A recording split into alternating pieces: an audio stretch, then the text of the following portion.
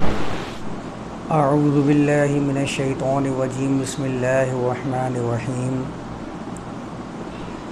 آج 2 ستمبر 2022 ہم اپنے درس کا آغاز سورۃ البقرہ کی آیت نمبر 113 سے کریں گے۔ آیت نمبر 112 میں ہم لوگوں نے تفصیل سے سمجھ لیا تھا کہ وجہ اللہ جو قرآن میں استعمال ہوا ہے اس کے کیا معنی ہے۔ کیا وجہ اللہ سے مراد اللہ کا چہرہ ہے، یا اس کے بنیادی معنی کے اعتبار سے وجہ اللہ کا مطلب منزل اور مقصد، یعنی اللہ کی منزل یا اللہ کا مقصد ہے۔ اس کو میں نے بہت اچھی طرح واضح کر دیا تھا کہ روایات کے اندر کس طریقے سے وجہ اللہ کو اللہ کا چہرہ قرار دیا گیا اور اس سے ایک پورا خاکہ بنا دیا گیا، ایک پوری تمثیل بیان کر دی گئی ہے روایات کے اندر، اور روایات کے اثر کی وجہ سے ہی قرآن کی آیات کا ترجمہ مترجمین نے اور مفسرین نے وجہ اللہ کا معنی اللہ کا چہرہ ہی کیا ہے۔ تو آیت نمبر 112 میں ہم نے وجہ اللہ کے اوپر تفصیل سے بحث کر لی تھی۔ ایک مرتبہ پھر آیت نمبر 112 کو پڑھ دیتا ہوں۔ اس میں اللہ نے بیان فرمایا تھا بلا من اسلم وجہہ للہ۔ بات اس طرح ہوئی تھی کہ 2 بڑے گروہوں کا ذکر بیان کیا تھا، جن میں ایک یہودی اور ایک نصارہ عیسائی اور یہودیوں کا ذکر کیا کہ دعویٰ ان کا یہ ہے کہ جنت میں صرف اور صرف یہودی اور نصرانی ہی داخل ہو سکیں گے۔ یہ دعویٰ ان کا یہودیوں کا اور نصارہ کا اللہ نے پہلے بیان فرمایا، اور پھر ان کے دعوے کا بطلان اس طرح کیا کہ تلک امانیہم، یہ ان کی صرف تمنائیں ہیں، اور آگے بیان کر دیا کہ قانون اللہ کا کیا ہے کہ من اسلم وجہہ للہ، اللہ کی منزل پانے کے لیے، اللہ کے مقصد کے لیے جو بھی اپنے آپ کو بچھا دیتا ہے، جھکا دیتا ہے، اطاعت گزار بنا لیتا ہے، سرنڈر کر لیتا ہے، وَهُوَ مُحْسِنٌ، اور صرف اپنے آپ کو سرنڈر کرنا یا اپنے آپ کو مطیع بیان کر دینا اتنا ہی کافی نہیں ہے، بلکہ اس کے اندر ایک اور صفت کا اضافہ ہو جاتا ہے۔ وہ صفت کیا ہے؟ وَهُوَ مُحْسِنٌ، وہ اپنے اندر صفت احسان کو پیدا کر لیتا ہے۔ احسان کو میں پہلے بھی بیان کر چکا ہوں، جس کو ہم بہت آسانی کے ساتھ حسن سے سمجھ سکتے ہیں۔ حسین چہرہ کسے کہتے ہیں؟ حسین چہرہ جب تک حسین رہتا ہے جب تک اس کے نقوش متوازن ہوں۔ اگر اس کے نقوش متوازن نہیں ہیں، ان کے اندر ذرہ برابر بھی توازن بگڑ جائے تو اس چہرے کو حسین چہرہ نہیں کہا جا سکتا۔ تو نقوش کا متوازن ہونا یہ حسن کا بنیادی معنی ہے، کہ اگر اس کے اندر توازن ہے تو وہ حسین ہے، توازن بگڑا ہوا ہے تو وہ حسین نہیں ہے۔ اور توازن بھی اتنا زیادہ ہونا چاہیے کہ اس میں افراط و تفریط ذرہ برابر بھی یہ گوارا نہیں ہو سکتی ہے۔ ذرہ برابر بھی اگر اس میں افراط و تفریط یعنی کہ کمی و زیادتی یہ ہوتی ہے تو حسن بگڑ جاتا ہے، توازن بگڑ جاتا ہے۔ اس کو حسن کہتے ہیں۔ اور جب توازن اس درجے کا ہوتا ہے تو لوگوں کی نظریں کھینچی چلی جاتی ہیں اس کی طرف، اپنی طرف نظروں کو کھینچ لیتا ہے۔ اس کو کہتے ہیں حسین چہرہ۔ اسی سے حسن بنا ہے، اسی سے احسان بنا ہے جو متعدیہ ہے، یعنی کہ احسان کرنے کا مطلب ہوتا ہے ایسے عوامل اپنائے جائیں، ایسے کام کیے جائیں جس سے معاشرے کے اندر، اپنی زندگیوں کے اندر ایسا توازن پیدا ہو جائے، اتنا زندگی متوازن ہو جائے کہ اس میں ذرہ برابر بھی افراط و تفریط باقی نہ رہنے پائے، اور اس کی نگہداشت مکمل طریقے سے جاری و ساری رہے۔ ایسا نہ ہو کہ آپ نے ایک مرتبہ تو اس کو متوازن کر دیا اور پھر اس کی نگہداشت کرنا چھوڑ دی ہے۔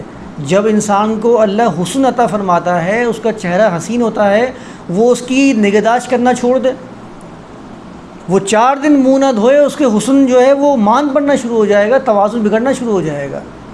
اس کی کیئر کرنی پڑتی ہے، اس کو اس کے حال پہ رہنا نہیں دیا جاتا. تو حسن پیدا کرنے کے بعد اس حسن کی نگہداشت کری جائے، جس کو فرمایا نا واتقوا اللہ، نگہداشت برابر کرتے رہو. احسان کرنے والے تو ہو، لیکن احسان کرنے کے ساتھ ساتھ اس کی نگہداشت بہت ضروری ہے. تو جب اس کے اندر صفت احسان پیدا ہوتی ہے تو وہ حسن پیدا کرتا ہے، اور حسن پیدا کرنے کے ساتھ ساتھ وہ اس حسن کی نگہداشت کرتا رہتا ہے کہ کہیں توازن بگڑ تو نہیں رہا. اگر کہیں بھی اس کو ایسا لگتا ہے کہ توازن بگڑنے کی طرف جا رہا ہے تو وہ اس کو درست کرنے کی کوشش کرتا ہے. کیونکہ میں پہلے بھی بیان کر چکا ہوں کہ اس میں فاعل کا ایک وصف یہ ہوتا ہے کہ اس میں فاعل عربی اسلوب کے مطابق اسی ذات سے صادر ہوتا ہے جس ذات کے بارے میں وہ صفت بیان کی جا رہی ہوتی ہے. جیسے کہ محسن جس کو قرار دیا جائے گا، حسن کا پہلو اس کی ذات سے ہی صادر ہونا شروع ہوگا، وہی حسن کو پیدا کرنے والا بنے گا. اور اس کے اندر ایک قوام بھی پایا جاتا ہے، دوام بھی پایا جاتا ہے، یعنی کہ اس کے اندر یہ صفت مسلسل جاری و ساری رہتی ہے. صادق کہتے ہی اس کو ہیں جو سچ کی صفت سے متصف ہو جائے، سچ جو ہے اس کے اندر سے صادر ہوتا رہے. اگر آپ یہ کہیں گے کہ فلاں شخص نے سچ کہا تو آپ نے صرف خبر دی ہے، آپ نے اس کی خوبی بیان تھوڑی کی ہے. ہو سکتا ہے کہ اس نے ایک مرتبہ سچ کہہ لیا ہو وہ جھوٹا، کبھی جھوٹا بھی سچ کہہ دیتا ہے، تو اس سچ کہہ دینے سے وہ سچا ثابت نہیں ہوتا. لیکن جب آپ کہتے ہیں کہ صدیق صادق، تو اس کا مطلب یہ کہ آپ اسے سچا قرار دے رہے ہیں کہ سچائی کی صفت اس کے اندر موجود ہے. یہ اس میں فاعل ہے صادق. جسے ظالم کسے کہتے ہیں؟ اگر کسی سے ایک مرتبہ ظلم ہو جائے تو کیا وہ ظالم کہلایا جائے گا؟ نہیں، یہ کہا جائے گا کہ اس سے ظلم صادر ہو گیا ہے. لیکن ظالم اسے کہیں گے جس کی ذات کے ساتھ ظلم مسلسل قائم و دائم ہے. تو محسن وہ ہوتا ہے کہ جس کے اندر حسن پیدا کرنے کی صفت موجود رہتی ہے، قائم و دائم رہتی ہے. ایسا نہیں ہے کہ ایک مرتبہ حسن پیدا کیا اور بس سو گئے اور ختم ہو گیا، ٹھیک ہے میں نے اپنا کام مکمل کر لیا، اب مجھے آگے کوئی نگہداشت کی ضرورت نہیں ہے. نہیں، ایسا نہیں ہے. وہ مسلسل تگ و دو میں لگا رہے کہ کہیں ایسا نہ ہو کہ معاشرے کے اندر حسن خراب ہو رہا ہو، کہیں ایسا نہ ہو کہ میری ذات میں وہ حسن مان پڑتا جا رہا ہو، کہیں میری زندگیوں میں توازن ختم نہ ہو رہا ہو. تو توازن کو قائم و دائم رکھنے کی کوششوں میں جتا رہتا ہے. وہ محسن اسے کہتے ہیں. اگر وہ ایسا شخص ہو جس نے ایک دفعہ کام کیا اور اپنے حسن سے مطمئن ہو گیا، اپنے توازن سے مطمئن ہو گیا، اس کو محسن نہیں کہہ سکتے آپ. یہ تو کہہ سکتے ہیں کہ احسنہ ہو، اس نے اس کے اندر حسن پیدا کیا، یہ خبر دے سکتے ہیں. آپ محسن نہیں کہہ سکتے اس کو. اگر یہ بات سمجھ میں آ جاتی ہے نا اس میں فاعل، تو پھر مسلم بھی سمجھ میں آ جائے گا. مسلم بھی تو اسی وزن کے اوپر، مسلم محسن اسی وزن کے اوپر ہے، وہ بھی اس میں فاعل ہے.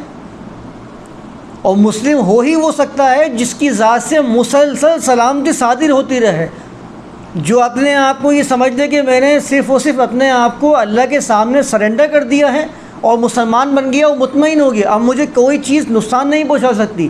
وہ سب سے زیادہ اپنے آپ کو دھوکہ پہنچا رہا ہے. اس سے بڑا ظالم کوئی نہیں اپنے نفس کے ساتھ، جو یہ سمجھ رہا ہے کہ میں مطمئن ہو گیا اور مجھے کوئی چیز نقصان نہیں پہنچا سکتی. ایسا کیسے ہو سکتا ہے؟ اس کائنات کے اندر ہر چیز جو ہے وہ نگہداشت کی مطلوب ہے. ہر چیز جو ہے نگہداشت چاہتی ہے. آپ کسی عمارت کو چھوڑ دیجئے، اگر آپ اس کی مینٹیننس کو چھوڑ دیں گے وہ ختم ہو جائے گی، گر جائے گی. ایک مرتبہ ایسا وقت آئے گا گر جائے گی، اس کا حسن ماند ہونا شروع ہو جائے گا وقتاً فوقتاً. تو مسلم بھی وہ ہے کہ جس کی ذات سے ہر شخص کے لیے سلامتی صادر ہو رہی ہو، ورنہ وہ مسلم کہلانے کا حقدار ہی نہیں ہے. وہ مسلم لفظ کی ڈیفینیشن پہ پورا نہیں اترتا. سلامتی بھی اس کی ذات سے صادر ہو اور مسلسل سلامتی اس کی ذات سے صادر ہوتی رہے. السلام علیکم کہنے سے ہم اپنے آپ کو مسلمان ثابت نہیں کر سکتے. اگر ہم یہ سمجھتے ہیں کہ میں نے اپنے آپ کا نام مسلمانوں والا رکھ لیا ہے یا مسلم اپنے آپ کو شمار کر لیا ہے، یا مجھے قانون کے ریاستی قانون کے اندر مجھے مسلم شمار کیا جاتا ہے، تو اس سے کیا مراد ہے؟ پھر قانون کے مطابق، ریاست کے مطابق اگر کسی کو مسلمان یا غیر مسلم ڈکلیئر کر دیا جائے تو اللہ کے نزدیک وہ مسلمان یا غیر مسلم کی تعریف میں پورا نہیں اترتا. وہ چاہے کتنے کسی کو نو مسلم قرار دے دیں یا کتنے کسی کو مسلمان قرار دے دیں، بات عمل کی بنیاد پر ہوگی. اللہ کا جو فیصلہ ہے وہ عمل کی بنیاد پر ہوگا. اللہ نے جو اصطلاحات بیان کی ہیں وہ عمل کی بنیاد پر کی ہیں، ناموں سے بیان نہیں کی ہیں. کوئی عبداللہ بن جائے اور اپنے آپ کو کہے کہ میں اللہ کا غلام ہوں، غلامی کرے، وہ طاغوت کی عبادت طاغوت بن جائے، تو پھر نام عبداللہ رکھنے سے اس کے اندر وہ صفات پیدا نہیں ہو سکتی ہیں جو عبداللہ کی ہونی چاہیے. تو مسلم بھی وہی ہے جس کی ذات سے سلامتی صادر ہو رہی ہے. اگر اس کی ذات سے فساد صادر ہو رہا ہے، چاہے وہ کسی بھی بنیاد پر ہو، لسانی بنیاد پر ہو، مذہبی دہشت گردی ہو، یہ کسی بھی بنیاد پر اس کی ذات سے سلامتی صادر نہیں ہو رہی، وہ مسلم نہیں ہے. اس بات کو یاد رکھ لیں. وہ کچھ بھی اور ہو سکتا ہے، مسلم نہیں ہو سکتا. مسلم تو ہے ہی وہ جس کی ذات سے مسلسل ہر موقع پہ، ہر وقت میں اور ہر حالات کے اندر سلامتی صادر ہو رہی ہو. جبھی تو آپ السلام علیکم کہہ کے کسی کو کہتے ہیں. ہم جب کسی سے ملاقات کرتے کیا ہیں؟ ہماری ملاقات کا جو ابتدا ہے وہ ہوتی کیسے ہے؟ ہم کیا کرتے ہیں؟ اپنا دائنا ہاتھ بڑھاتے ہیں. دائنا ہاتھ بڑھانے کا مطلب ہی یہی ہے. پہلے زمانے کے اندر اپنے آپ کو غیر مسلح ثابت کرنے کے لیے اور یہ ثابت کرنے کے لیے کہ میری ذات سے آپ کو کوئی ضرر نہیں پہنچے گا، تو وہ اپنا دائنا ہاتھ آگے بڑھایا کرتے تھے کہ میرا دائنا ہاتھ خالی ہے، جس سے میں وار کرنے والا ہوں اس میں میرے ہاتھ کے اندر کوئی بھی ایسی چیز نہیں جس سے آپ پہ وار کیا جائے گا. تو سامنے والا یہ سمجھ جایا کرتا تھا کہ ہاں اب اس سے مجھے بالکل پیس ہے، اسی لیے اب ہاتھ ملا کر مسلمان السلام علیکم کہتے ہیں کہ صرف ہاتھ ملانا ہی نہیں بلکہ میرے قول اور فعل دونوں سے سلامتی ملے گی تمہیں. میں ہاتھ بھی ملا کے تمہیں سلامتی دے رہا ہوں اور زبان سے بھی تم پر سلامتی نچھاور کر رہا ہوں. تو سلام کہنے والے ہی اگر فساد پھیلانا شروع کر دیں گے تو پھر کیا حال ہوگا؟ پھر تو وہ دھوکے میں ہی رہیں گے اپنے آپ کو کہ میں سلامتی بھی کہہ رہا ہوں اور ان کو نقصان بھی پہنچا رہا ہوں. تو صرف اگر مسلمان کا مطلب سمجھ جائیں مسلمان، تو میرے خیال سے ان سے بڑا پیسفل کوئی نہیں ہو سکتا دنیا کے اندر. کیونکہ سلامتی کے لفظ کے اندر اتنی باتیں پنہا ہیں کہ سلیمہ کا مطلب ہوتا ہے عربی زبان میں کسی چیز کا کامل اور مکمل ہو جانا. سلیمہ، اس کے جو مادے نکلتے ہیں نا، ڈیریویٹیوز مختلف نکلتے ہیں، ذرا ان ڈیریویٹیوز کو سمجھ لیں. سلیمہ کسی چیز کا بے عیب، کامل اور غیر ناقص ہو جانا. یعنی جو شخص اپنے آپ کو مسلمان کہنے کا داعی ہے اس کی ذات میں کمال ہونا چاہیے، اس کی ذات ناقص نہیں ہونی چاہیے. اس نے جب اللہ نے فرمایا ان الدین عند اللہ الاسلام، کہ بے شک اللہ کے نزدیک دین اسلام، اس نے کیوں قرار دیا ہے؟ کیونکہ جو اس قانون کو اپنا لے گا وہ اپنے اندر سے نقص کو ختم کر لے گا، وہ کمال حاصل کر لے گا، کمال کے درجے پہ پہنچ جائے گا، بے عیب ہو جائے گا، کیونکہ اس نے قانون ایسا اپنایا ہے جس میں سلامتی ہے. سلیمہ کے بعد اس کے اندر ایک اور مادہ قرآن میں استعمال ہوا، سلم. عربی زبان میں سلم کہتے ہیں سیڑھی کو، ایسی چیز کو جس کے ذریعے بلندی تک پہنچا جا سکے. تو سلامتی اسلام وہ ذریعہ ہے جس سے انسان ترقی اور بلندی پہ پہنچ جاتا ہے. تو ہم کیسے مسلمان ہیں جو بلندی پہ پہنچ ہی نہیں پا رہے ہیں، ترقی پہ پہنچ ہی نہیں پا رہے ہیں؟ اس کا مطلب ہے ہم نے اسلام کو اس درجے پہ پایا ہی نہیں ہے، حاصل ہی نہیں کر پائے ہیں. ورنہ اسلام جب اللہ کہہ رہا ہے اس کا مطلب ہے درجہ کمال. انسان کو درجہ کمال پہ فائز ہونا چاہیے جو اپنے آپ کو مسلمان کہہ رہا ہے. عربی زبان کے اندر عبارت آتی ہے تسالمت الفرس. گھوڑے جو ہیں جب ایک صف میں کھڑے ہو جاتے ہیں اور ایسے کھڑے ہو جاتے ہیں کہ ان کے اندر کسی قسم کا کوئی شر نہیں ہوتا، انتشار نہیں ہوتا، ایک صف میں کھڑے ہو جاتے ہیں اتنے زبردست توازن کے ساتھ کہ اگر کوئی ایک گھوڑا بھی انتشار برپا کرے تو پوری صف میں انتشار برپا ہو جائے، تو وہ اس مادے کے لفظ پہ معنی پر پورا نہیں اترتا. جب بے ہنگم ہو جاتے ہیں، کسی قسم کا کوئی ہنگامہ نہیں ہوتا ان کے اندر، ایک صف میں کھڑے ہو کے چل رہے ہوتے ہیں، اس کو کہتے ہیں عربی زبان میں تسالمت الفرس. یعنی جب مسلمان کہنے والے ہیں اس دنیا میں جتنے ہیں وہ اپنی صفوں کے اندر انتشار کو ختم کر لیں گے اور ایک جماعت کی شکل میں چلیں گے اور اس درجہ کمال سے اور اس درجہ اطمینان سے چلیں گے، ایسا کوئی عمل نہیں کریں گے جس سے انتشار برپا ہو اور صفوں کے اندر افتراق پیدا ہو جائے۔ اس وقت عربی زبان کے لفظ سلامتی پہ پورے اتریں گے، اس وقت کہیں گے کہ ہاں اب مسلمان ہوئے ہیں، ورنہ سلامتی پہ لفظ پہ پورا نہیں اتر سکتے۔ اور چوتھا جو مادہ ہے، اس کا مادے کا جو ڈیریویٹیوز نکلتا ہے چوتھا، وہ سلامتی۔ ہم کو معلوم ہے سلامتی ہوتی کیا ہے۔ سلامتی کیا ہوتی ہے کہ آپ کی ذات سے صرف اور صرف سلامتی صادر ہو، لوگ آپ سے سلامتی طلب کریں اور آپ انہیں سلامتی فراہم کریں۔ ان کو پتہ ہو کہ میں جس سے مل رہا ہوں یہ اپنے آپ کو مسلمان کہہ رہا ہے، مطلب یہ اپنے آپ کو سلامتی دینے والا کہہ رہا ہے، تو مجھے بھی اگر سلامتی چاہیے ہوگی تو میں اس سے ملاقات کروں گا اور اس سے امن چاہوں گا، یہ مجھے امن بھی دے گا، مجھے سلامتی بھی دے گا، پیسفل ہوں گا اس کے پاس، اس سے مجھے نقصان نہیں ہو سکتا۔ لوگ گھروں میں آئیں اس کے پاس، مسلمانوں کے پاس، کہ باہر مجھے انتشار کا اندیشہ ہے، باہر مفسدین جو ہیں فساد پھیلا رہے ہیں، مذہبی دہشت گرد اور ریاستی دہشت گرد جو ہیں دہشت گردی پھیلا رہے ہیں، تو ایک ہی گھر ہوگا یا ایک ہی جماعت ہوگی جس کے بعد مجھے سلامتی مل سکتی ہے۔ وہ کون سی جماعت ہوگی؟ مسلمانوں کی جماعت ہوگی۔ اس کو پتہ ہوگا کہ مسلمان کہنے والے ہوں گے جو مجھے سلامتی دیں گے، وہ سلامتی طلب کریں ہم سے اور ہم اسے سلامتی جو ہے وہ فراہم کریں گے جب ہم مسلمان کہلائیں گے۔ تو اس مادے کے جو ڈیریویٹیوز آتے ہیں ان سے آپ سمجھ لیجئے کہ ان الدین عند اللہ الاسلام ہے کیوں؟ اللہ کیوں کہہ رہا ہے کہ دین اسلام ہے اللہ کے نزدیک؟ وجہ صرف یہ ہے کہ قانون ایسا دے رہا ہے اللہ آپ کو کہ جو اپنی پہچان آپ ہے، جو چیزیں ہوتی ہیں وہ اپنی پہچان آپ ہوتی ہیں، برانڈ بن جاتی ہیں۔ آج مرسڈیز کو سب جانتے ہیں لیکن کسی کو پتہ ہے وہ کہاں بن رہی ہے؟ اکثر لوگوں کو معلوم بھی نہیں ہوگا کہ اس کی جو بنانے والے کون ہیں، مینوفیکچرنگ کہاں ہو رہی ہے۔ اپنی پہچان آپ بن گئی ہے مرسڈیز، اس کو کسی کی پہچان گنوانے کی ضرورت نہیں ہے، اس کے فیچرز ایسے ہیں، باکمال ہے، وہ بے کمال تھوڑی ہے۔ تو قرآن کو یہ ضرورت ہی نہیں پڑتی ہے کہ اپنی پہچان گنوانے کی، قرآن تو اپنی پہچان آپ ہے، اپنی مثال آپ ہے۔ اس میں قانون ایسا بیان کر دیا گیا ہے کہ جس میں سلامتی ہے، جو اپنائے گا فائدہ حاصل کرے گا۔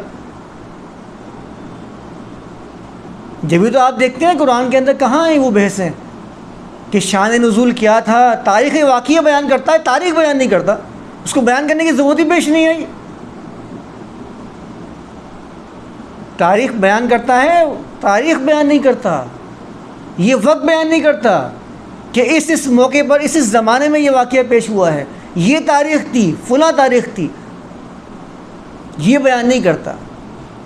مقصد بیان کرتا ہے کہ اس نے ایسا کیا ہے تو اس کے ساتھ ایسا معاملہ پیش آیا ہے، اس نے ایسا کمال کیا تو اس کے لیے اتنے فائدے جو ہیں وہ زمانے میں اس نے حاصل کیے ہیں، یہ قوم جو ہے اس نے یہ کام کیا ہے تو وہ درجہ کمال پہ پہنچ گئی ہے، اس قوم نے یہ فساد برپا کیے تھے جس کی وجہ سے وہ ہلاکت سے دوچار ہوئی ہے۔ تو تاریخ کو بھی بیان کر رہا ہوتا ہے۔ شان نزول قرآن بیان کرتا ہے، اپنے شان نزول بیان نہیں کرتا کہ کس موقع پہ قرآن کی کون سی آیت نازل کی گئی۔ کہیں پڑھا ہے آپ نے قرآن کے اندر؟ کہیں نہیں پڑھا ہوگا، اس کو ضرورت ہی پیش نہیں آئی اس چیز کی، کیونکہ وہ اپنی پہچان آپ ہے، اس کو اس سے کوئی سروکار نہیں ہے کہ لوگ اس کے شان نزول کے بارے میں پوچھیں۔ وہ قوانین ایسے پیش کر رہا ہوتا ہے کہ لوگ اس کو اپنائیں گے اور کیا حاصل کریں گے؟ سلامتی۔ ان الدین عند اللہ الاسلام، بے شک اللہ کے نزدیک دین جو ہے اسلام ہے، کیونکہ میں نے آپ کو 4-5 باتیں بتائی ہیں کہ اسلام قانون ایسا پرووائڈ کرتا ہے آپ کو کہ انسان ترقی کی راہوں پر گامزن ہو جاتا ہے۔ یہ وہ ذریعہ ہے، جس طرح سلم سیڑھی کو کہتے ہیں نا، بلندیوں پر جانے کا ذریعہ، یہ وہ ذریعہ ہے جس سے انسانیت درجہ کمال حاصل کرے گی، لازمی کرے گی۔ ممکن ہی نہیں ہے کہ انسان قرآن کے قوانین کو اپنائے اور درجہ کمال پر فائز نہ ہو پائے، یہ ممکن نہیں ہے۔ اس کے اندر کوتاہی ہے، اس کے عمل کے اندر کوتاہی ہے۔ یہ ممکن نہیں ہے کہ جو اپنے آپ کو مسلمان کہہ دے اور اس کے پاس سے سلامتی نہ آئے۔ مسلمان کہنے کے بعد، مسلم کہنے کے بعد سلامتی تو آنی ہی ہے۔ مسلمان کا لفظ تو ہے قرآن میں نہیں آیا، مسلم یا مسلمین کا لفظ قرآن میں آیا ہے۔ تو جو اپنے آپ کو مسلم یا مسلمین قرآن کہہ رہا ہے جن کو، تو یہ ممکن نہیں کہ ان کے پاس سے سلامتی لوگ حاصل نہ کر سکیں۔ تو وَهُوَ محسن، کہ اپنے آپ کو سلامتی کا دعوے دار کہنے والا ہو اور احسان کرنے والا نہ ہو، یہ تو ممکن ہی نہیں ہے۔ یہ تو دو متضاد رویے ہیں۔ جو اپنے آپ کو کہے گا کہ میں نے سلامتی دینی ہے، میں نے اپنے آپ کو سرنڈر کر لیا ہے قوانین خداوندی کے سامنے، تو اس کے اندر محسن کی صفت جو ہے خود بخود پیدا ہو جانی چاہیے۔ وَهُوَ مُحْسِنٌ فَلَهُ أَجْرُهُ عِنْدَ رَبِّهِ، اس کے رب کے پاس اس کا اجر ہے، اور اس کا اجر اس کو دنیا میں ملے گا۔ یہ بات اچھی طرح سمجھ لیں۔ ہمارے ہاں تو ثواب کی جو ٹرمز استعمال کی جاتی ہیں کہ ثواب ملے گا، بھائی ثواب کہاں ملے گا؟ وہ کہے گا اللہ کے پاس ملے گا، تو دنیا میں کیوں کر رہا ہوں؟ پھر دنیا میں اپنی مرضی کا عمل کرتا ہے، اور ثواب والے عمل جو ہے وہ ساتھ ساتھ چلاتا رہتا ہے۔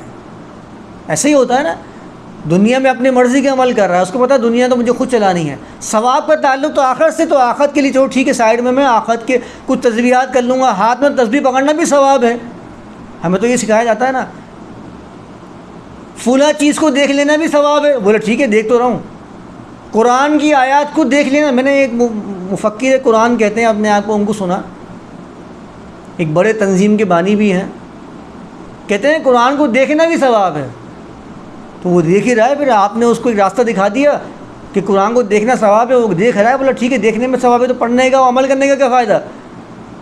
جب آپ نے اتنی زیادہ آگے پیش کر دی کہ ایک بندہ تو پہلے کہہ رہا تھا کہ پڑھنے کا ثواب ہے، چلو بھائی انہوں نے مجھے بتایا دیکھنے کا بھی ثواب ہے، تو پڑھنے کے ثواب میں مجھے مشکل ہوئی تھی پڑھنے میں، اب کیا ہے کہ دیکھ لوں گا، صبح شام آ رہا ہے دیکھ کے جا رہا ہے، وہ ثواب تو مل گیا، کام پورا ہو گیا، دھندا چلاؤں گا اپنی مرضی سے، زندگی چلاؤں گا اپنے قانون کے مطابق، ثواب کو سائیڈ میں چلاتا رہوں گا، کیونکہ ثواب کا بتایا ہمیں کیا، ثواب تو آخرت میں ملتا ہے۔ جس سے پوچھتے ہیں ثواب، بولے ثواب تو اللہ تعالیٰ کے پاس ملے گا۔ فَعِندَ اللَّهِ ثواب الدنیا والآخرہ، یہ فرمایا اللہ تعالیٰ نے، ثواب اللہ کے پاس دنیا اور آخرت کا ہے۔ من کان فی ہذہ اعمی فہو فی الآخرۃ اعمی واضل سبیلا، اللہ یہ بیان فرما رہا ہے، جو دنیا میں اندھا ہے وہ آخرت میں بھی اندھا ہے۔ جس کی دنیا ٹھیک نہیں ہے آخرت سے صحیح ہو جائے گی۔ آخرت تو مستقبل کو کہتے ہیں، اور دنیا قریب کو کہتے ہیں عربی زبان کے اندر۔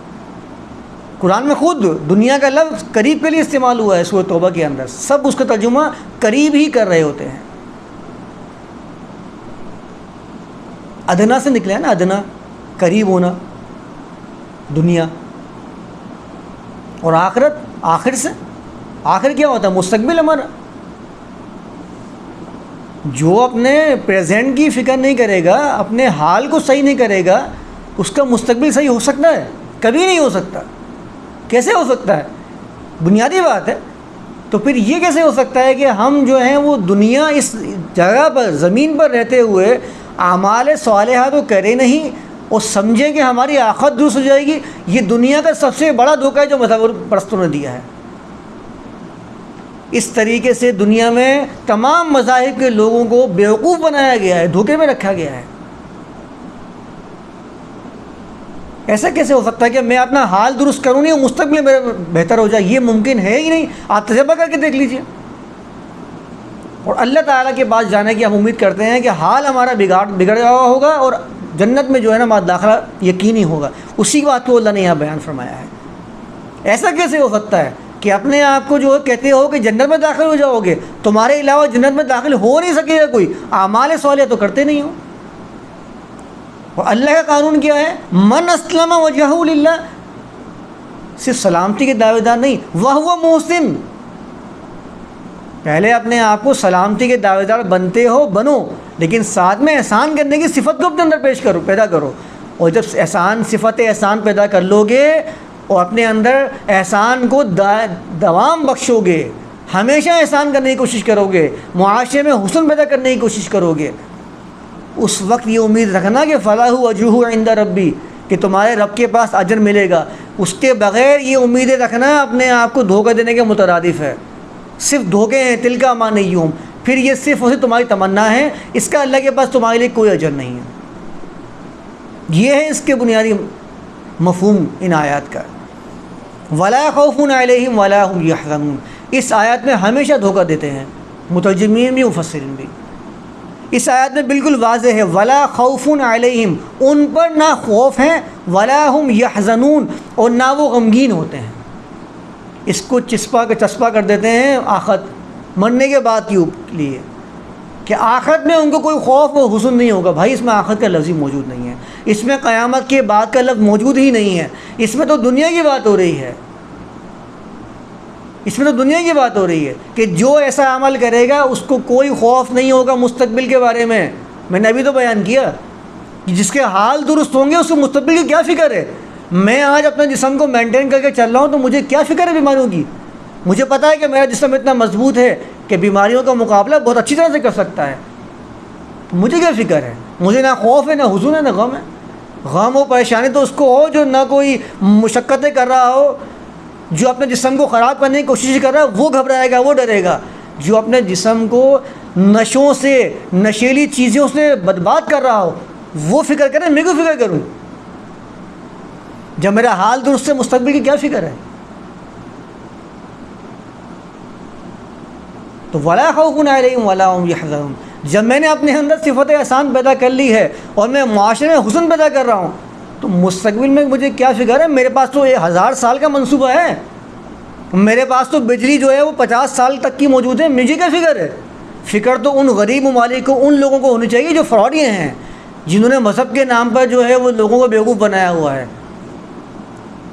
اور دنیا بھر کے چندے جو ہیں مذہبی معابد کے اندر، مذہبی اداروں میں تو بھر کے آ رہے ہیں، نہ ان پہ کوئی ٹیکس لگ رہا ہے، ریاستی ٹیکس، لیکن ان کے پاس سے جیب سے پیسہ نکل کے عوام کی فلاح کے لیے نہیں جا رہا۔ آج بھی دیکھ لیا نا ہم نے، ہر سال، ہر 5 سال، 10 سال، 2 سال کے بعد جب بھی سیلاب تک کی تباہکاریاں آتی ہیں تو لوگوں کی جیب سے نکل کے، ان لوگوں کی جیب سے نکل کے، جن کی جیب سے نکل کے مذہبی فرقہ والوں کے پاس مال جایا کرتا ہے، جس میں مزاروں کے اندر اربوں کھربوں روپے بغیر ٹیکس سے جمع ہوتا ہے، انہی کی جیب سے مال وہاں جا رہا ہوتا ہے، لیکن ان کے پاس سے نکل کے 1 روپیہ نہیں آیا ہے عوام کے پاس فلاح و بہبود کے لیے۔ آیا ہے تو پھر عوام کے پاس سے آیا ہے، انہی عوام کے پاس سے جن کو بیوقوف بنایا گیا ہے۔ تو جن کے حال درست ہوتے ہیں ان کو مستقبل کی کوئی فکر نہیں ہوتی ہے، نہ ان کو خوف ہوتا ہے نہ حزن ہوتا ہے۔ خوف اور حزن میں تو وہ لوگ رہنا چاہیے جو اپنے آپ کو دھوکے میں رکھے ہوئے ہیں، دنیا ان کی برباد ہے۔ من کان فی ہذہ اعمی، اللہ نے واضح فیصلہ کر دیا ہے، جو یہاں اندھا ہے، اپنے مستقبل سے بے خبر ہے، اپنے حال کو برباد کر کے بیٹھا ہوا ہے، من کان فی ہذہ اعمی، اندھا ہے، اس کو نظر نہیں آ رہا کہ میں یہاں برباد کر رہا ہوں اپنے آپ کو، تو مستقبل کیسے میرا تابناک ہو سکتا ہے؟ مستقبل تو میرا تاریک ہونا ہے۔ وَهُوَ فِي الْآخِرَةِ أَعْمَىٰ وَأَضَلُّ سَبِيلًا، اللہ نے بیان فرمایا کہ جو یہاں اندھا ہے وہ آخرت میں بھی اندھا ہے، اور اندھے کے ساتھ ساتھ وَأَضَلُّ سَبِيلًا، راستے کے اعتبار سے سب سے بدترین گمراہ شخص ہے۔ یہ ہے قانون۔ ہم پتہ نہیں کن خوابوں کے اندر جو ہیں وہ خواب خرگوش کے مزے لے رہے ہیں، سفارشوں میں، شفاعتوں میں، ثوابوں میں، نسبتوں میں، اور چند گنے چنے اعمال کے اندر ہمیں الجھا دیا گیا ہے، جس کی وجہ سے آج دنیا کے اندر، دنیا کی ریس سے ہم پیچھے رہ گئے ہیں۔ آپ پوری دنیا کے اندر جتنی طاقتور قومیں اس وقت موجود ہیں، جتنی ترقی یافتہ قومیں موجود ہیں، وہ سب سیکولر ہیں، جائزہ لے لیجیے، سب سیکولر ہیں، کوئی بھی دینی قوانین، مذہبی قوانین کو فالو کرنے والا نہیں ہے سیاست کے اندر۔ ان سب نے اپنے معابد کو سائڈ لگایا ہے۔ ٹھیک ہے، تم اب اگر مذہب کی ٹھیکیداری کرتے ہو تو اپنی دکانداری یہاں نہیں چلانا، وزیر اعظم ہمارا بنے گا، صدر ہمارا بنے گا، قانون ہم آئین میں بنائیں گے، تمہارا کام قانون بنانا نہیں ہے، تمہارا کام صرف اور صرف مذہب کو سائڈ میں لے کے چلانا ہے، اور ہمیں ثواب کے لالچ دینے ہیں کہ ہاں ہم کچھ بھی کرتے رہیں گے، ثواب ہمیں ملتا رہے گا۔ پوری دنیا کے اندر دیکھ لیجئے، وجہ کیا ہے؟ کیونکہ مذہبی لوگوں نے صرف اسے دھوکہ دیا ہے، دنیا کو چھوڑ کر آخرت کی باتیں بنانا شروع کی ہیں. وہ یہ بھول گئے کہ بھائی حال جس کا درست ہوتا ہے مستقبل وہی حاصل کرتا ہے. اور یہ حال اور مستقبل کی یہ بات کر رہا ہے اللہ تعالیٰ. ولا خوف علیہم ولا هم یحزنون. یہ دھوکہ انہیں بھی لگا تھا، یہ دھوکہ ہمیں بھی دیا گیا ہے.